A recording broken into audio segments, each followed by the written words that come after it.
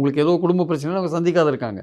அவங்க 3 பேருக்குள்ள ஒரே பிரச்சனை என்னன்னா எடப்பாடி எதிர்த்து அவங்க பாலிடிக்ஸ் பண்ணணும் அவங்க ஆக்சுவலாக. இதில் வந்து தினகரன் வந்து இப்போ காம்ப்ரமைஸ் ஆகிட்டார். அவர் பாஜகவுடைய ப்ரெஷரில் காம்ப்ரமைஸ் ஆகிட்டார். இப்போ இவங்க 2 பேரும் காம்ப்ரமைஸ் ஆவாங்களா மாட்டாங்களான்னு தான் பாயிண்ட். தனி கட்சி ஆரம்பிக்க போகிறாங்க. தனி கட்சி ஆரம்பிச்சு என்ன பிரயோஜனம் சொல்லுங்கள்? ஆரம்பிச்சு எங்கே போவாங்க? தனித்து போட்டிடுவாங்களா?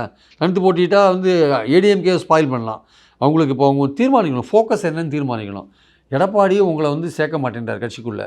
ஆனால் நீங்கள் வந்து அதிமுக ஒன்றுபடணும் வலிமையானும்னு சொல்கிறீங்க.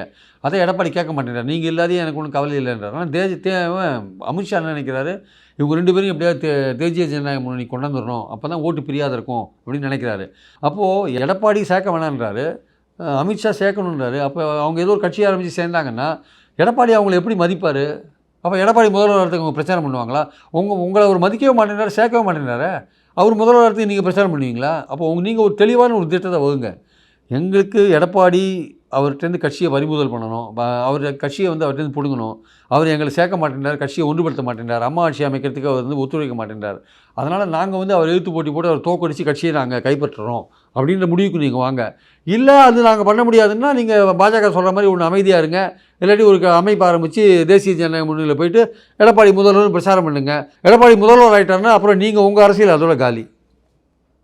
அப்போ நீங்கள் தான் முடிவு எடுக்கணுமே.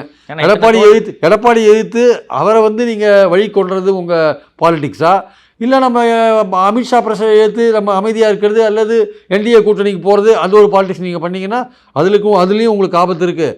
பேசாமல் இருந்தாலும் உங்களுக்கு ஆபத்து இருக்குது. நீங்கள் எடப்பாடி ஏன் எதிர்த்து பாலிடிக்ஸ் பண்ணி அவர்கிட்டேருந்து கட்சியை மீட்கிற ஒரு விஷயத்தை கையில் எடுத்திங்கன்னா, அதிமுகவை தோக்கடிக்கிற ஒரு விஷயத்தை கையில் எடுத்திங்கன்னா, ஒருவேளை எடப்பாடி பயப்படலாம், அந்த இடத்துல பயப்படலாம். அதை நீங்கள் பண்ணினீங்கன்னா அவர் பயப்படலாம். அன்றைக்கே ஈரோடு கிழக்கில் வந்து ஓபிஎஸ் போட்டி போட்டிருக்கணும். அப்போ வந்து எடப்பாடி வழிக்கு வந்திருப்பார். அண்ணாமலை பேச்சை கேட்டு வித்ட்ரா பண்ணார்.